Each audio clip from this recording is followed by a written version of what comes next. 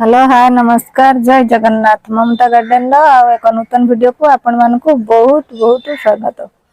Friends माने खरा दिन आसीगला आमे ए मल्ली गछरे कौन केयर नेबा तर बहुत सारा फूल फुटिबो आउ गछर भल ग्रोथ आसीबो मु से विषय रे आपण मानक संगे शेयर करिवि। जदि आदिकार वीडियो टी आपन को भल लागे लाइक टे कर देबे, जदि नुआ देखुतांती सब्सक्राइब करी बेल आइकन ऊपर दबाई देबे जा द्वारा कि मन नुआ नुआ वीडियो रा नोटिफिकेशन आपण पाखरे सर्वप्रथम पहुंचो। केमि लंबी जायछि डाला सब देखंतु, कढ़ भी आसी जायछि। आपण गछरे जदि कढ़ आसु न था कि न्यू ग्रोथ आसु न था ताहले आपण एई तरीका अपनातु, निश्चय आपण गछरे ग्रोथ आसीबो आ ढेर सारा कढ़ आसीबो। आमे एई गछरे कोन प्रतिकार करिवा देखंतु। मो पॉट टी केते छोट अछि, मो पॉट तुलना रे गछटी बहुत लंबी जायछि। सेति पय मु ए पॉट ए गछटी को बाहर करिवे आ रिपोर्टिंग करिवे, आपण मानन सारे शेयर करिवे।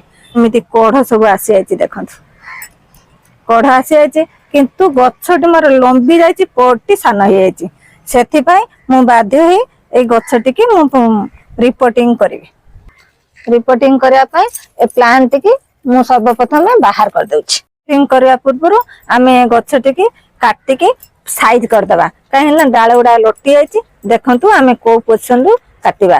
आमे ए पत्र तळु को काटिले गंठी एरिया रो गछटी एठी नुआ नुआ कुआ देबो। देखंतु गंठी ऊपर को टिके काटिबे, एठी कुआ बाहरबो।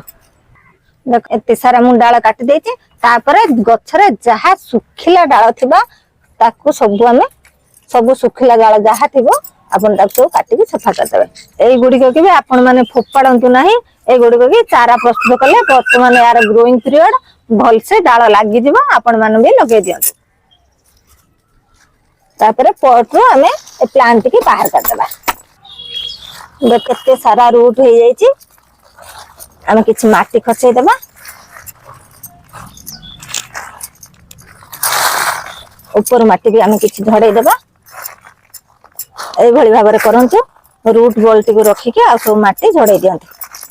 किछि किछि चेर भी म जेहेतु बेसी किछि चेर हेइ नै, मु अल्प करछि। आपण माने आपणकर प्लांट रो ग्रोथ देखि के चेर भी कटिंग करंतु। रिपोर्टिंग करिया पय मु माटी प्रस्तुत कर देछि।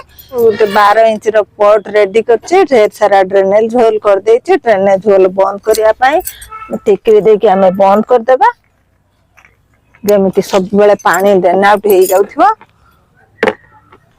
रिपोर्टिंग करिया पय माटी प्रस्तुत करछि। ई नॉर्मल गार्डन सॉइल जतिक तार चारि भागरु भाग्य बाली मिसे किछि अगाडी आउ हमरा काउडंग कंपोस्ट आउ सेथरे देवा पय मु आउ टिके नेछि। देखंतु कदली चोपारा गुंड, लिंबो पीडिया आउ चाहापति बहुत सारा नाइट्रोजन जुटेबो। आउ पत्रर कलर ठीक आसीबो, ग्रीननेस रहिबो, हमर बोन मिल हार्ट डेवलप करबो। आमे आउ किछि नबा। एथरे हाफ चमच पकेबा एप्सम सॉल्ट, सब जगह हम मिक्स कर देबा।